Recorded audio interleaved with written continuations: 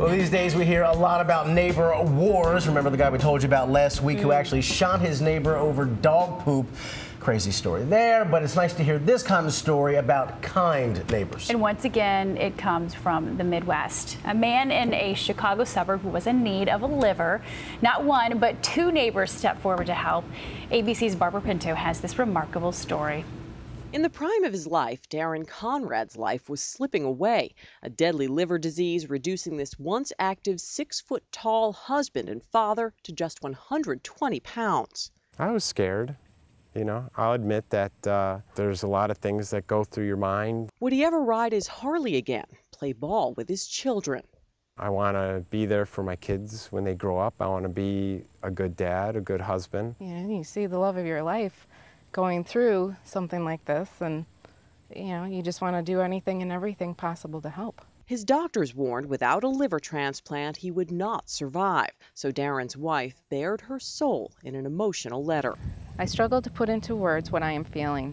I don't want to lose him. The children and I need him. Her desperate plea to friends and family rang out across this quiet subdivision. What they needed? A perfectly healthy person with the same blood type to agree to risky surgery that would cut out half their liver and give it to Darren. With any luck, both parts of the liver would grow back in 3 months, but 30% of these operations end in complications. Some donors even die. To their amazement, the answer to their prayers was just across the backyard fence, next door at the Vogans.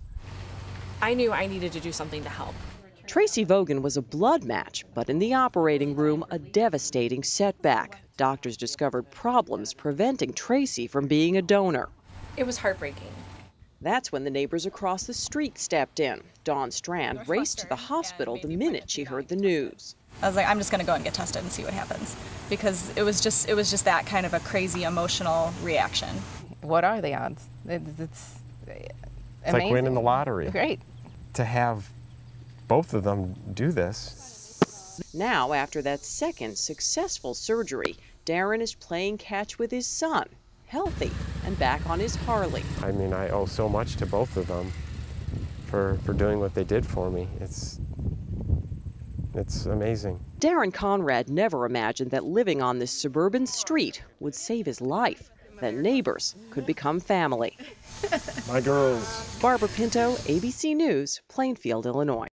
That story should warm your heart a little bit too. And scary stat here in terms of baby boomers out there, 1 in 33 boomers has some kind of liver medical issue here. Most of it is because of chronic liver disease or cirrhosis, which means obviously linked to too much alcohol. 27,000 people in the U.S. die each year from chronic liver disease. You know, you mentioned those stats, but a lot of people don't keep in mind that the liver does regenerate. So if you just take a piece of it, it'll regenerate. People got to keep that in mind. That's it. It was a little biology 101. I was like, oh yeah, it does regenerate. That's right. Got 2 kidneys, 1 liver, but it comes on back.